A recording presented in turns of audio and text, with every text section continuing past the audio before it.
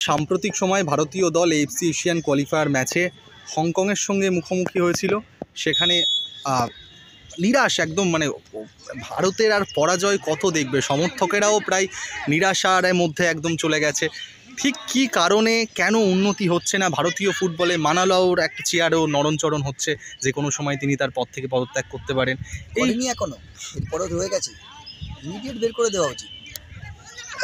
Sorry to say, অনেকে হয়তো খারাপ ভাববে আমি হয়তো এরকমভাবে বলছি বলে।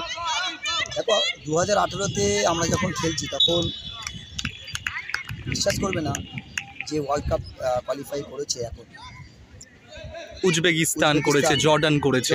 উজবেকিস্তানের সঙ্গে আমাদের র্যাঙ্কিং ছিল, ওদের ছিল 95 আর আমাদের ছিল 97। একদম সেইখানে দাঁড়িয়ে আজকে 2025-এ তুমি দাঁড়িয়ে দেখো ওদের ওয়ার্ল্ড র্যাঙ্কিং 57, হয়তো কমে গেছে, হয়তো ভালো জায়গায় আছে, কিন্তু আমাদের সেখানে 133, 27 থেকে 133। মানে বুঝতে পারছো কোন জায়গায় চলে গেছে। আমার খারাপ লাগছে। দেখো কোচকে শুধু একা দোষ দিলে হবে বা আমরা ফেডারেশনকে দোষ দেবো, এটা হবে না।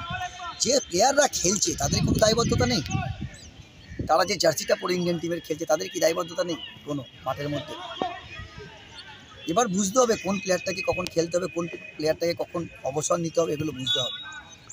আমরা সময় এসছে একদম নবিদা, কেন অনেক ভালো ভালো ছেলে আছে যারা সুয়েল ভাটের মতো প্লেয়ারকে তুমি বাসের মধ্যে বসিয়ে রেখেছো। ডেভিড খুব ভালো ফুটবল খেলছে, তাকে ডাকা হয়নি। অনেক প্লেয়ার আছে যাদেরকে ইমিডিয়েট ইন্ডিয়ান টিম থেকে সেট করে দেওয়া উচিত এখনই। এখনও কেন রেখে দিয়েছে আমি জানি না। আর ইন্ডিয়ান টিমকে ভালো করতে গেলে শুধু ওই আইএসএল একটি প্লেয়ার দিয়ে করলে হবে না। আইএসএল কটা ম্যাচ খেলে সারা বছরে? আইএসএলে বিচার করলে হবে না। আমার মনে হয় ইন্ডিয়ান টিম করতে গেলে তুমি আই লিগ দেখো, আই লিগ 2 দেখো, দরকার পড়লে ওই যে সমস্ত টুর্নামেন্ট বা ভারতবর্ষের সমস্ত জায়গায় ঘুরে ঘুরে তুমি প্লেয়ার দেখো। ভারতীয় দল মানে কি সমস্ত জায়গা থেকে হবে একদম। আর এটাই করা উচিত। আর আমার মনে হয় প্লেয়ারদের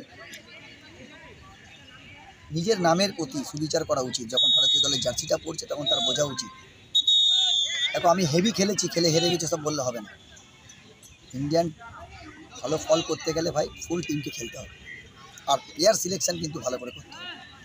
নমিতা, আরেকটা বিষয় রয়েছে, এখন সাম্প্রতিক সময়ে পুরো ময়দান জুড়ে একটা ডাক শোনা যাচ্ছে যে সঞ্জয় সেন, খালিদ জামিল, এদেরকে সুযোগ করে দেওয়া হোক, এদেরকে নিয়ে আসা হোক। সঞ্জয় সেন বা খালিদ জামিলকে নিয়ে এলে তো হবে না, সিস্টেমটাকে তো চেঞ্জ করতে হবে। যে সমস্ত প্লেয়াররা আছে তাদেরকে তো স্যাক করতে হবে, তাদেরকে তো বের করতে হবে। তারাই যদি আবার খেলে, আবার রকমভাবে চলতে থাকে তো রকমই রেজাল্ট হবে।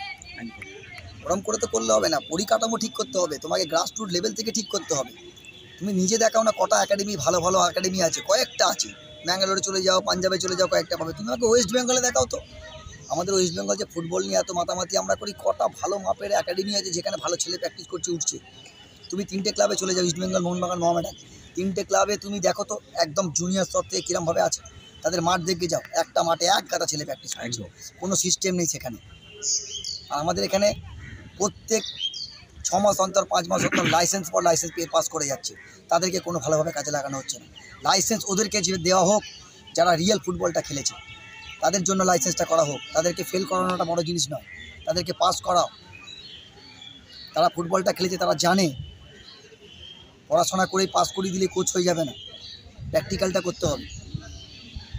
একদম নবিদা, আমাদেরও চোখ থাকবে ভারত এই ব্যর্থতা থেকে আরও, মানে কিভাবে কোন পদ্ধতিতে ফিরে আসে। ধন্যবাদ নবিদা।